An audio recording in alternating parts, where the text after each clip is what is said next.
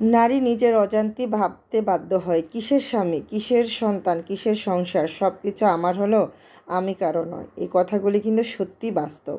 আসসালামু আলাইকুম, সবাই কেমন আছেন? আশা করি সবাই খুব ভালো আছেন। আলহামদুলিল্লাহ আমিও ভালো আছি বলবো, কারণ বেঁচে আছি। আজকে সারাটা দিনই খুবই অসুস্থ। এই যে মাত্র গোসল করে নামাজ পড়ে ফ্রেশ হয়ে এই খাওয়া দাওয়া না করি বিটুটা বয়স দিতে শুরু করে দিলাম। অসুস্থ বলতে সকালবেলায় সুন্দর করে নাস্তাগুলি তৈরি করতে নিয়েছিলাম। এই যে অনেক দিন পরে ভাবলাম যে আজকে একটু পরোটা বানাই। তো সুন্দর করে পরোটাগুলি বানালাম। তারপরে ভাবলাম যে পরোটার সাথে চা তৈরি করি। তো চাটা আমি পাতি দিয়ে পানির মধ্যে ফুটিয়ে অনেকক্ষণ জাল করে ছেঁকে নিয়েছি। তারপরে এই যে গরুর লিকুইড দুধটা ছিল সেটাও আমি এখন চায়ের সাথে অ্যাড করে দিলাম। চিনি দিয়ে খুব সুন্দর করে জাল করে নিলাম। আমি না চাটা এভাবেই জাল করতে বেশি পছন্দ করি, কারণ কাপে নিয়ে আবার ছাঁকবো, এটা মনে হয় একটু ঝামেলা। তো এইভাবে জাল করে নেওয়ার পরে কাপে কিন্তু খুবই সুন্দরভাবে ঢালা চা। আর চায়ের কালারটা দেখেন কি লোভনীয়, তাই না? চা কিন্তু আমি একদমই পছন্দ করি না। এই যে চাগুলি তৈরি করতে হয় না ছেলের জন্য, তো আজকে ভাবলাম শরীরটা একটু খারাপ লাগছে, হয়তো চা খেলে একটু ভালো লাগবে। তো সেজন্য নিজে 3টা কাপ সুন্দর করে ধুয়ে নিয়ে আসলাম। তো 3টা কাপের মধ্যে চাগুলি ঢেলে নিচ্ছি। আর আজকে নাস্তা বলতে এই যে পরোটা, চা, গতকালকে মিষ্টি তৈরি করেছিলাম, তো একটা মিষ্টি ছিল, আর সাথে যে ভেজিটেবল ছিল, এগুলি দিয়ে আজকে নাস্তাটা বার করলাম। তো নাস্তা আমি খেতে পারিনি। চা দিয়ে একটু খাওয়ার পরে আমি কেন জানি অসুস্থ হয়ে গেলাম।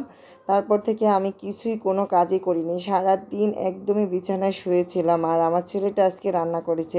সবাই শুনলে একটু অবাক হবেন। তার ছোটো আম্মুর সাথে আমি বলতেছি ফোনে যে আজকে আমার ছেলে অনেক কাজ করেছে। বেচিংয়ে অনেক হাঁড়ি বাতি প্লেট বাসন ছিল, সেগুলি ক্লিন করছে, রান্নাঘরটা ক্লিন করছে, এবং কি রান্নাও করেছে, ভাত রান্না করেছে, সবজি রান্না করেছে। কোনো একদিন হয়তো আমার ছেলে রান্না করা সবজিটা শেয়ার করব, আজকে আর শেয়ার করতে পারলাম না, কারণ মা অসুস্থ। ছেলে যদি দায়িত্ব না নেয় তাহলে কিভাবে হয়? তো মাঝে মাঝে ভাবি যে নিজের অসুস্থ হলে কিসের স্বামী, কিসের সংসার, কিসের সন্তান, সব কিছুই মূল্যহীন। নিজের অসুস্থতাটা যদি কেউ গুরুত্ব না দেয় তাহলে নিজেরটাকে নিজেই গুরুত্ব দিতে হবে। তো এগুলি ভেবে আর কী লাভ? মাঝে মাঝে আসলে আমার মতো হয়তো অনেক নারীর মনে প্রশ্ন জাগে।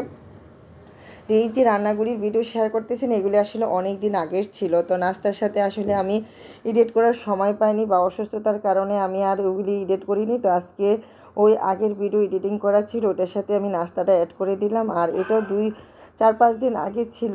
আমার ছেলে হঠাৎ বললো যে রামেন খাবে। তো আসলে এত রাতে আমি তার জন্য রামেন কোথায় থেকে আনবো?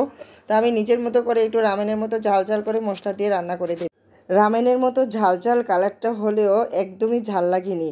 দেখতে কালারটা কিন্তু বেশ লোভনীয় হয়েছে। আমার ছেলে তো খাওয়ার পরে বলতেছে যে আম্মু এভাবেই এখন থেকে নুডলস রান্না করে দিবে, দেখ খেতে খুবই ভালো লেগেছে, তুমি কীভাবে রান্না করেছো? তো আমি বলি আমি সিক্রেটভাবে রান্না করেছি, এটা আমি তোমার কাছে শেয়ার করব না। যদি আমার কোনো আপু ভাইয়েরা পছন্দ হয়, আমার নুডলসের কালারটা দেখে রেসিপি চায়, তো অবশ্যই আমি পেজে শেয়ার করব।